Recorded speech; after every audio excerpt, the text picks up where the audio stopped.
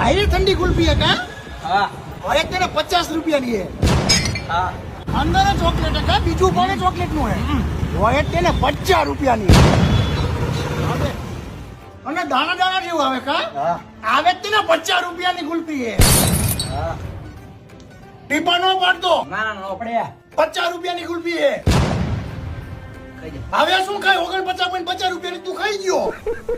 ચા પીસ ના નથી પીવી તે નોટ પી ને 50 વાળી કુલ્ફી ને તને ખવડાવી છે